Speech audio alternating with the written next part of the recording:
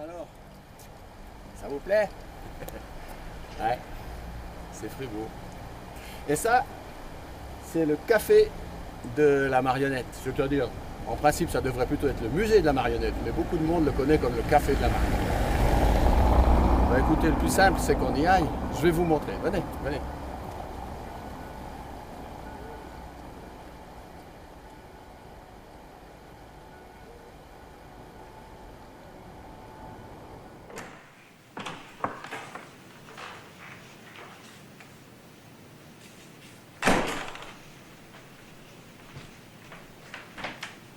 Bonjour, bienvenue à l'exposition du Guignol à roulettes. Comme vous le voyez, on a beaucoup produit de spectacles, on a fait beaucoup de voyages avec nos spectacles. Et comme vous le voyez aussi là, eh bien, un Guignol à roulettes, c'est avant tout pour moi un théâtre de Guignol à la lyonnaise. Le Guignol à la lyonnaise, ce spectacle-là, il a parcouru la Russie, il a parcouru l'Afrique. Partout, j'ai pu voyager avec des petits sacs, pas trop encombrants, et aller jouer une histoire d'un petit adolescent qui était perdu dans une usine de chaussures. Mais je vous montre.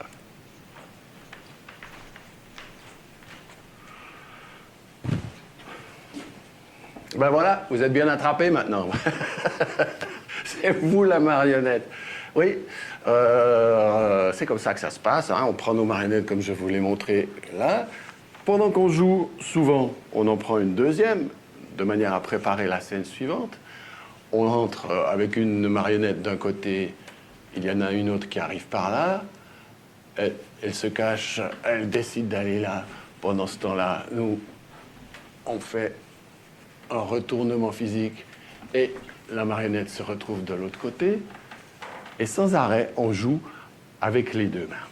On joue avec des objets. Par exemple, ce carton qui était porté par une marionnette. Hein?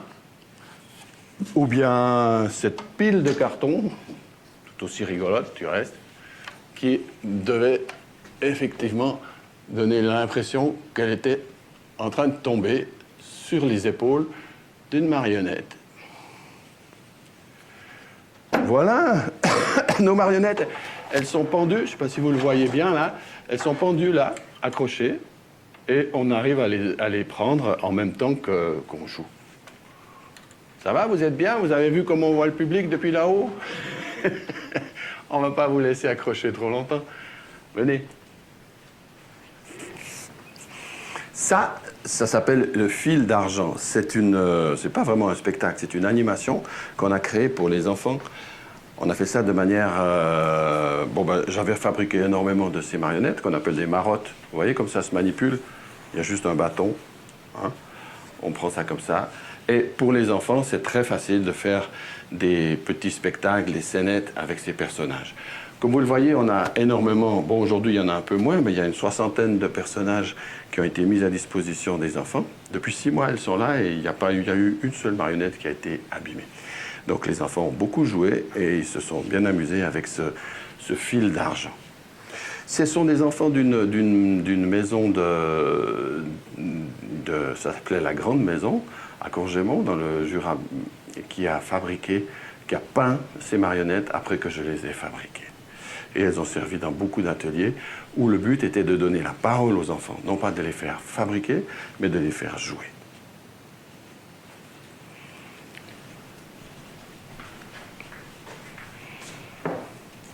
Bon, le théâtre d'ombre, c'est toujours quelque chose d'exceptionnel. Et là, on a d'anciennes ombres qui ont été peintes par Luis San José pour un spectacle sur les 1001 nuits. Spectacle que vous voyez de ce côté-là. Il y a 3 grandes vitrines là, avec la princesse, un roi, un âne, enfin tous les personnages d'un spectacle qui a été créé sur le thème des 1001 nuits. Au fond, tout à fait à l'opposé, vous avez 4 marionnettes qui sont sorties d'un spectacle que j'ai créé avec le Tango Théâtre et les marionnettes ont été faites par Guillermo Fernandez.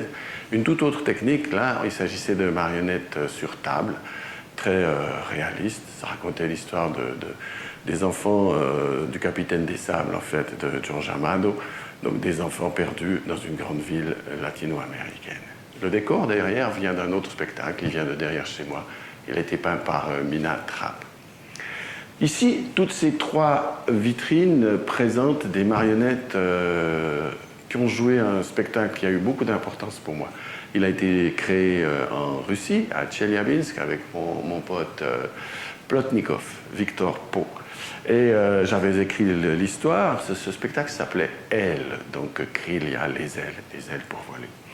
Et il s'agissait de l'histoire d'un petit ange qui perdait ses ailes en arrivant au milieu du monde des hommes. Une esthétique vraiment magnifique qu'a porté cet homme et un spectacle qui a presque pas joué. Il a été joué 11 fois et il n'a pas trouvé son public, malheureusement. Derrière, là, vous avez un poisson. C'est le poisson d'or, une des premières marionnettes en bois que j'ai fabriquées pour le fameux conte du poisson d'or. À partir de là, le bois était vraiment pour moi une chose importante. Toutes celles-ci, je les ai fabriquées en bois. Et vous verrez dans une autre salle encore des marionnettes que j'ai beaucoup eu de plaisir à fabriquer. Marie-Dominique, ma collègue, elle, a une fantaisie tout à fait différente de la mienne, comme vous le voyez ici. Elle adore travailler avec des matériaux différents, avec des objets, comme là, par exemple, de la porcelaine ou du métal. Et ça lui réussit plutôt bien. Voilà.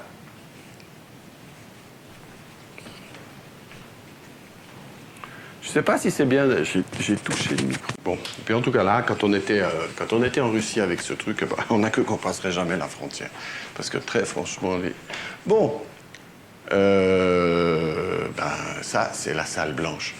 Dans la salle blanche, il y a pas mal de choses plutôt anciennes, comme par exemple cet énorme crocodile. Lui, il nous a accompagnés pendant très très longtemps. L'énorme crocodile de Roald Dahl a été un spectacle qu'on a créé en 89 déjà. Et il a beaucoup tourné. Il y avait donc tous ces petits personnages, il y avait une scénographie très variée, beaucoup de jeux de lumière qui avaient été faits par François Gendre. Il y avait aussi de belles marionnettes qu'on avait fabriquées, Marie-Dominique, San José et moi. Et puis, ces personnages aussi... bref, c'est un très très joli souvenir de nos tournées du Guignol. De l'autre côté, c'est tout autre chose. Ça, c'est un spectacle pour adultes. C'est un spectacle... c'était le chant des loups. Et ici, j'avais écrit un texte avec des loups qui emprisonnaient le cochon. Ah, parce que je dis c'est le contraire. C'est trois cochons qui emprisonnaient le loup et qui le faisaient horriblement souffrir parce qu'ils ne supportaient pas le côté sauvage du loup, le côté... il avait mangé des enfants, il avait mangé des oiseaux et il ne voulait pas s'expliquer surtout. Donc, ça c'était donc les masques que portaient les comédiens et les deux marionnettes principales. Un spectacle pour adultes. Dans les 3 ou les 4 vitrines qui se trouvent à côté, c'est la grande fantaisie visuelle de Catherine Perler, de Marie-Dominique Saint-José Lambert, dans un spectacle qui racontait les voyages, c'était le cycle haut, il racontait les voyages d'un professeur un peu cinglé qui allait rechercher le sens de la vie dans une machine qui fonctionnait en fait sur le principe du coupé-collé, donc tout était jeu de mots. Et comme vous le voyez là-bas, toute la famille des pions, les goupillons, les roupillons, les papillons. Il y avait Ginette, la grenouille, qui n'arrêtait pas de faire des commentaires. Il y avait une grande fête sous la mer. Il y avait Poulpeau, il y avait aussi, d'une manière... là, un exemple typique des coupé-collé, donc avec le centaure. Et puis, deux personnages de Marionnette Hagen qui arrivaient à la fin du spectacle. Donc la mort qui venait essayer de s'emparer du marionnettiste et Guignol qui sauvait la mise au marionnettiste. Merci Guignol. De l'autre côté, là-bas, vous avez toutes les 4 vitrines qui correspondent à un spectacle dont je vais vous parler encore tout à l'heure, qui était tiré d'un livre qui s'appelle Le Blanc Navire de Tchingiz Aitmatov et qu'on a transformé en L'enfant qui voulait devenir poisson. C'est donc une histoire, un spectacle où les très grandes dimensions sur le plateau n'ont pas pu être exposées ici. On n'a pu sortir que quelques petits objets, dont ce théâtre d'ombre que vous avez là dans la valise, qui était joué un jardin sur la scène, qui était filmé depuis le côté opposé et projeté en grandeur humaine, c'est-à-dire que les tout petits hommes que vous voyez au fond se retrouvaient aussi grands qu'un comédien sur un écran qui prenait toute la scène. Donc c'était un jeu, ce spectacle, entre les théâtres d'ombre et les théâtres de marionnettes. Un peu trop lourd à transporter. Par contre, celui que vous avez ici, de l'autre côté, c'est ce qui reste aussi les parties petites du spectacle qui s'appelait Graines de zizanie. Ce spectacle était, la scène était divisée en deux parties. Et c'est un spectacle pour enfants où il y avait un jardin en 3D qui était le jardin de Monsieur Vert, que vous voyez assis au fond. Et puis, il y avait un théâtre d'ombre. Aujourd'hui, on l'a plus ici. Le théâtre d'ombre représentait donc la jungle dans laquelle vivait Madame Noire. Madame Noire était une ombre, donc noire. Les deux personnages se disputaient en grande partie à cause de la colonie et du corbeau, qui avait tout à fait plaisir à semer la zizanie chez le voisin. Donc à la fin de l'histoire, Madame Noire, que vous voyez là, sortait, rencontrait Monsieur Vert, qui lui aussi était sorti de son jardin, et tous les deux, à un arrêt de bus, se retrouvaient en train de fuir cette zizanie impossible, et ils tombaient amoureux. Jolie finale. Enfin, merci de votre attention, là. On va continuer de l'autre côté. Alors là, tout d'abord, il y a lui.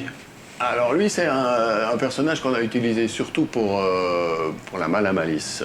C'est un personnage qui servait de clandestin, il était planqué tout au fond de la malle, et puis il atterrissait là au milieu du public en disant, enfin, il était apeuré.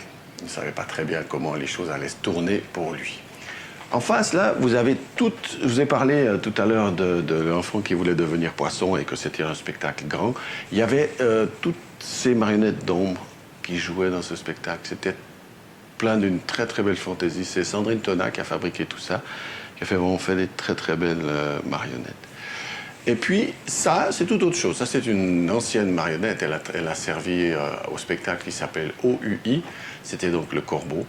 Les marionnettes de OUI ont presque toutes disparu, fabriquées avec des matériaux trop naturels, et elles n'ont pas supporté le vieillissement. Le corbeau est resté. OUI, c'était un spectacle qui était joué sur un grand plateau. Il était joué, c'était un travail avec Massimo Bertinelli et le Guignol la Roulette. Et puis, ce travail-là nous a amené à faire des choses très physiques, danser sur le plateau. Et on a beaucoup eu de succès avec ce spectacle dans les pays de l'Est, en Russie. On a beaucoup travaillé en Russie avec lui. Ça nous a ouvert la porte, donc, de la Russie. De l'autre côté, vous avez une histoire...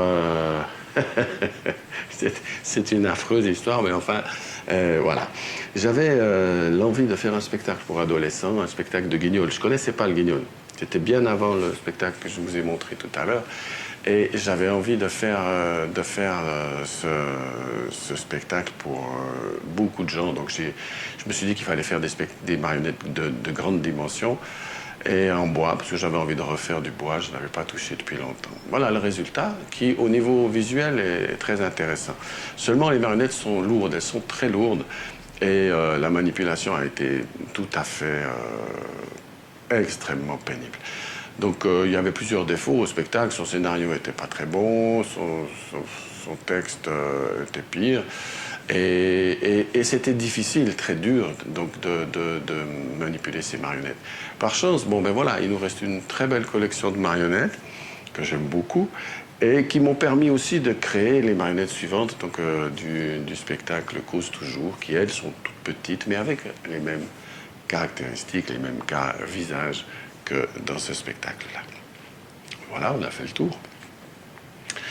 Peut-être encore quelques détails dans l'entrée.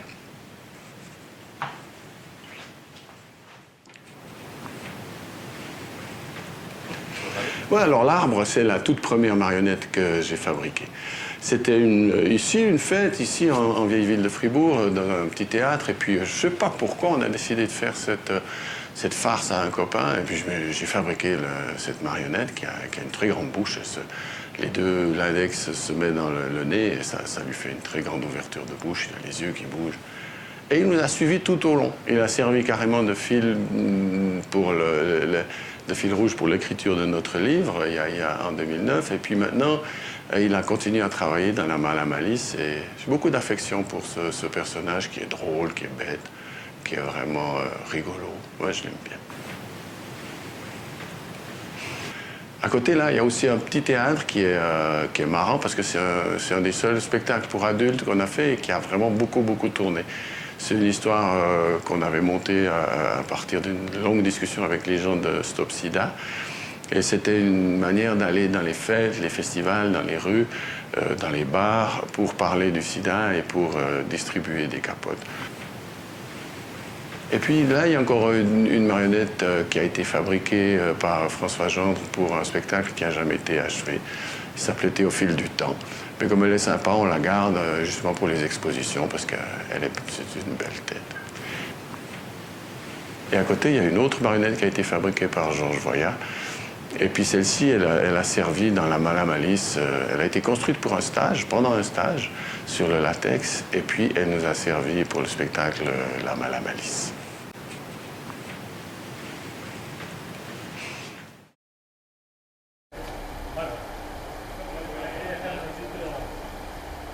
Dejando solo.